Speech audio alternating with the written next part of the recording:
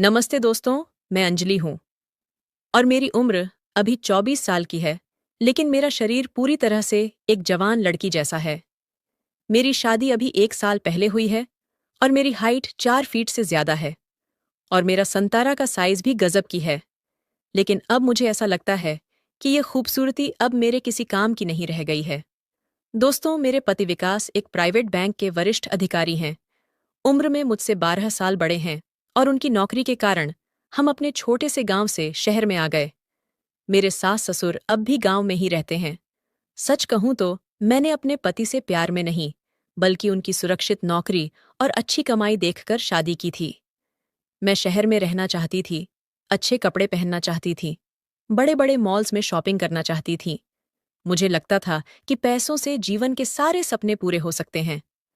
मैं गोरी चिट्टी हूं, सभी मुझे सुंदर कहते हैं। मेरे लंबे काले बाल और बड़ी बड़ी आंखें सबका ध्यान खींचती हैं। लेकिन मेरा पति विकास, वो दिखने में बिल्कुल साधारण है। रंग सांवला, कद छोटा और थोड़े मोटे भी हैं। जब हम साथ चलते हैं तो लोग हैरानी से देखते हैं कि हम दोनों एक साथ कैसे हैं। हमारा फ्लैट शहर के अच्छे इलाके में है। कोई सास ससुर का झंझट नहीं, कोई रिश्तेदारों की दखलंदाजी नहीं। बस मैं और मेरे पति। सब कुछ वैसा ही था जैसा मैंने सोचा था। बस एक चीज को छोड़कर, मेरे पति। मुझे उनकी शक्ल पसंद नहीं थी, उनका स्पर्श अच्छा नहीं लगता था।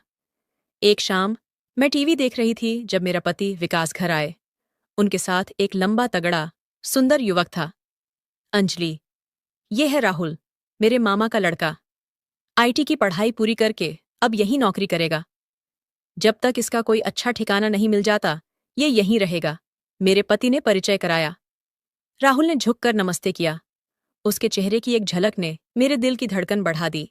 सांवले रंग के बावजूद उसका शारीरिक सौष्ठव, चौड़े कंधे, सघन भौहें और गहरी आंखें किसी को भी मोहित कर सकती थीं।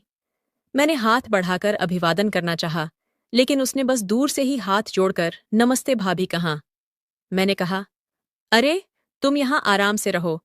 वैसे भी विकास दिन भर बाहर रहते हैं, मुझे भी घर पर बोरियत होती है। राहुल के आने से मेरा भी वक्त अच्छा बीतेगा। फिर मेरे पति ने राहुल को घर के पीछे वाले कमरे में ठहराया और मुझसे कहा, अंजलि, राहुल बहुत शर्मीला है। जो भी जरूरत हो तुम्हें ही पूछना होगा। मैं तो दिन भर ऑफिस में रहता हूं। मैंने मन ही मन सोचा, फिक्र मत करो, मैं इसका अच्छे से ख्याल रखूंगी। अगली सुबह मैं जल्दी उठकर नहाई धोई और अपने सबसे अच्छे सूट में तैयार हुई। बालों को खुला छोड़ा, हल्का मेकअप किया और थोड़ा परफ्यूम भी लगाया। जब मैं लिविंग रूम में पहुंची तो राहुल योगा कर रहा था। उसका फिट शरीर, पसीने से चमकता चेहरा और मजबूत बाहें देखकर मेरा मन विचलित हो गया।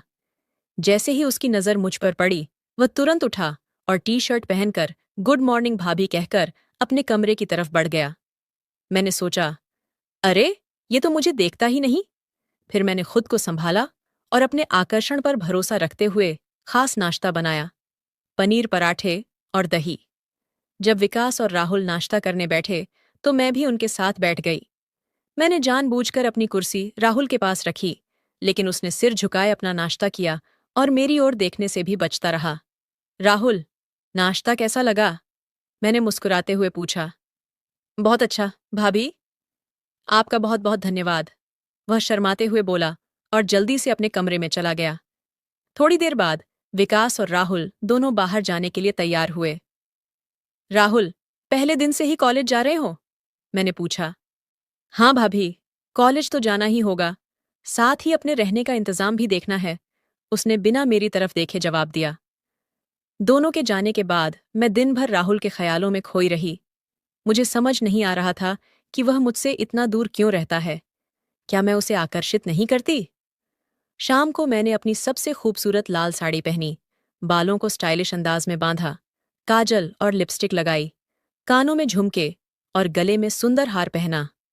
सच कहूं तो इतनी सज-धज मैंने अपने पति के लिए कभी नहीं की थी। जब मेरे पति और राहुल घर लौटे तो मेरे पति विकास मुझे देखकर खुश हो गए। वाह अंजलि, आज तो बहुत सुंदर लग रही हो। क्या बात है?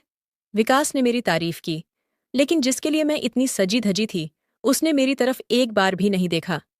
राहुल अंदर आते ही सीधे अपने कमरे में चला गया। अंजलि, तुम इतनी खूबसूरत लग रही हो। चलो, आज बाहर डिनर करते हैं, मेरे पति ने उत्साह से कहा। लेकिन मेरा मूड खराब हो चुका था। नहीं, मुझे सिरदर्द हो रहा है। तुम जाओ, मैं आराम करूंगी, मैंने कहा और अपने कमरे में चली गई। मैंने गुस्से में अपने गहने उतार फेंके और आईने के सामने खड़ी होकर खुद से सवाल करने लगी। क्या कमी है मुझ में? क्यों नहीं देखता वह मेरी तरफ? मेरा गुस्सा और निराशा बढ़ती जा रही थी। मैंने कपड़े बदले और किचन में खाना बनाने चली गई। मेरे मन में एक ही विचार था, किसी भी तरह राहुल को अपनी ओर आकर्षित करना है। अगले 5-6 दिनों में मेरी हालत और भी बुरी हो गई। राहुल मेरी मौजूदगी में जैसे असहज होने लगा था। जितना मैं उसके करीब जाने की कोशिश करती, वह उतना ही दूर भागता। मैं अपने बालों को खुला रखती, सुंदर सुंदर सूट और साड़ियां पहनती, मनमोहक इत्र लगाती, लेकिन वह मुझे ऐसे देखता जैसे मैं कोई दीवार हूं। एक दिन मैंने अपने पति से पूछा, राहुल का कहीं और रहने का इंतजाम हुआ क्या? हाँ, वो हॉस्टल में जगह ढूंढ रहा है। शायद अगले हफ्ते तक चला जाएगा, मेरे पति ने बताया। ये सुनते ही मेरे माथे पर चिंता की लकीरें उभर आईं। बस 1 हफ्ता। अगर राहुल चला गया तो मैं उसे कैसे पाऊंगी? मुझे जल्द ही कुछ करना होगा, वरना वह मेरी जिंदगी से हमेशा के लिए दूर हो जाएगा। अगले दिन सुबह, जब मेरा पति ऑफिस चले गए, मैंने एक योजना बनाई। मैं छत पर गई और वाप आया कि मेरे टखने में मोच आई है और कम से कम 15 दिन तक मुझे आराम करना होगा। टखने पर प्लास्टर करना होगा और आपको बिस्तर पर आराम करना होगा, डॉक्टर ने कहा। घर लौटने पर मेरा पति चिंतित था। अब मैं तुम्हारी देखभाल कैसे करूंगा? मैं तो दिन भर ऑफिस में रहता हूं। राहुल ने तुरंत कहा, भैया, आप चिंता मत करिए, मैं यहीं रहकर भाभी की देखभाल कर लूंगा। लेकिन तेरा कॉलेज? मेरे पति ने पूछा। कोई बात नहीं, सेमेस्टर अभी शुरू ही हुआ है, कुछ दिन छोड़ दूंगा। भाभी की सेहत ज्यादा जरूरी है, राहुल ने कहा। मेरे चेहरे पर मुस्कान आ गई। मेरी योजना काम कर गई थी। अब राहुल को मेरी देखभाल करनी होगी, मेरे पास रहना होगा। इसका मतलब मेरे पास उसे अपना बनाने के लिए पूरे 15 दिन थे। अगली सुबह, जब मेरा पति ऑफिस चले गए, तो मैंने राहुल को आवाज दी। राहुल, जरा इधर आना। वह मेरे कमरे के दरवाजे पर खड़ा हो गया, अंदर आने से कतराता हुआ। क्या हुआ भाभी? कुछ चाहिए था, मैं बोली। राहुल, मुझे बहुत बोर हो रहा है, क्या तुम मुझे हॉल में ले जाओगे? मैं यहां अकेली पड़ी पड़ी पागल हो जाऊंगी, मैंने अपनी आंखों में विनती भरकर कहा। भाभी, डॉक्टर ने आपको आराम करने को कहा है, बिस्तर से उठना ठीक नहीं होगा। आप बताइए, आपको क्या चाहिए, मैं ला दूंगा, उसने दरवाजे से ही कहा। मैंने निराश होकर कहा, कुछ नहीं, बस थोड़ा पानी दे दो। उसने पानी का गिलास टेबल पर रखा और चला गया। मैं गुस्से से भर गई थी। जिसके लिए मैंने अपना टखना तुड़वाया था, वह तो मेरे कमरे में आने से भी डर रहा था।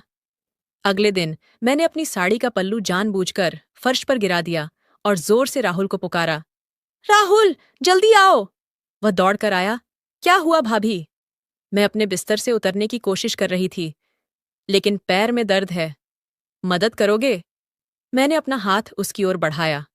राहुल ने मेरी तरफ देखा, फिर मेरे हाथ को थामा और मुझे सहारा देने के लिए अपना कंधा आगे किया। मैंने अपना हाथ उसके कंधे पर रखा और जानबूझकर उसके करीब खींच गई।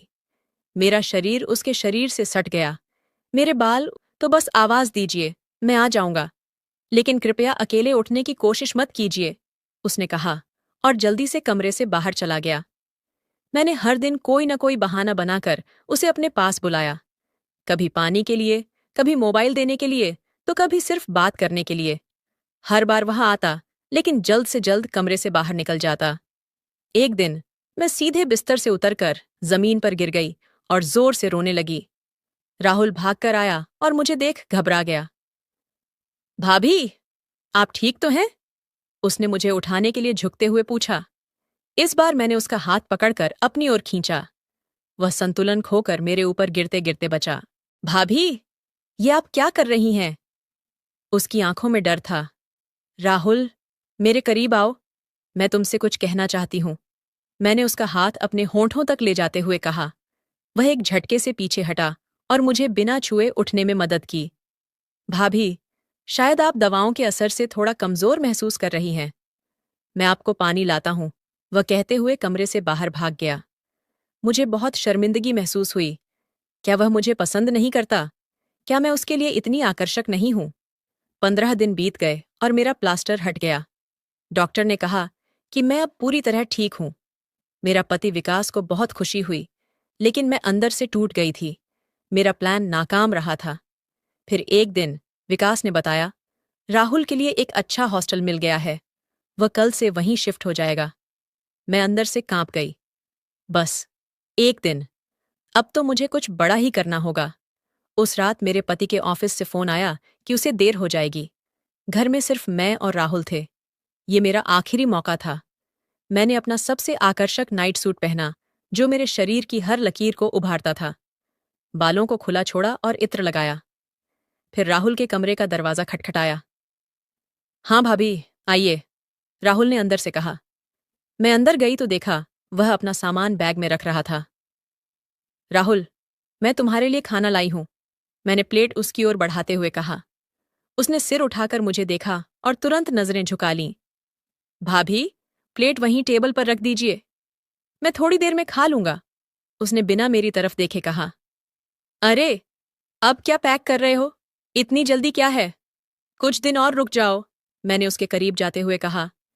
नहीं भाभी, कल मेरा कॉलेज शुरू हो रहा है और हॉस्टल में जगह भी मिल गई है, उसने मुझसे दूर खिसकते हुए कहा।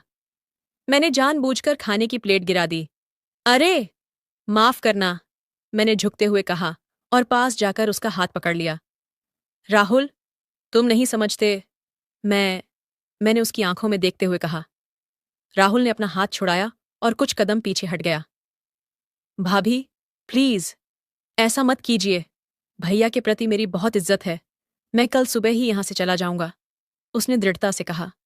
मुझे इतनी शर्मिंदगी महसूस हुई कि मैं वहां से भागकर अपने कमरे में गई और दरवाजा बंद करके जोर जोर से रोने लगी। इतने प्रयासों के बावजूद मैं उसे नहीं पा सकी थी। वह मेरी जिंदगी से जा रहा था, लेकिन मैं हार मानने वाली नहीं थी। मेरे दिमाग में एक नई योजना आ रही थी। उस रात मैं करवटें बदलती रही। राहुल के कठोर शब्द मेरे कानों में गूंज रहे थे। सुबह जब आंख खुली तो मेरा पति पहले ही उठ चुके थे और सूटकेस पैक कर रहे थे। अरे, उठ गई तुम? मैं तुम्हें बिना जगाए तैयारी कर रहा था, विकास ने मुस्कुराते हुए कहा। मैंने आंखें मलते हुए पूछा, कहाँ जा रहे हो? मुझे अचानक बैंक के काम से मुंबई जाना पड़ रहा है। 2-3 दिन लगेंगे, मैंने तुम्हें बताया था, याद नहीं? मेरा दिल जोर से धड़का। मेरे पति के जाने का मतलब था घर में सिर्फ मैं और राहुल। मेरे लिए यह एक आखिरी मौका था। तुम्हारा पैर अब ठीक है, फिर भी ज्यादा भाग दौड़ मत करना। राहुल है ना, कुछ भी चाहिए हो तो उससे कह देना, विकास ने मेरे माथे पर प्यार से हाथ फेरते हुए कहा। मैं सिर्फ मुस्कुरा दी। मेरे दिमाग में तो राहुल के साथ बिताए जाने वाले समय की योजनाएं बनने लगी थीं। मेरे पति बाहर जाकर राहुल से बात करने लगा। मैंने कान लगाकर सुना। राहुल, मैं 2-3 दिन के लिए बाहर जा रहा हूं, अंजलि का ख्याल रखना, विकास कह रहा था। भैया, अगर आपको कोई ऐतराज न हो तो मैं कल ही हॉस्टल शिफ्ट हो जाऊंगा। वहां कमरा मिल गया है, राहुल ने कहा। मेरी सांसें रुक गईं। राहुल कल ही जाना चाहता था। क्या हुआ, सब ठीक तो है ना? यहां कोई दिक्कत है क्या? विकास ने पूछा। नहीं भैया, ऐसी कोई बात नहीं है।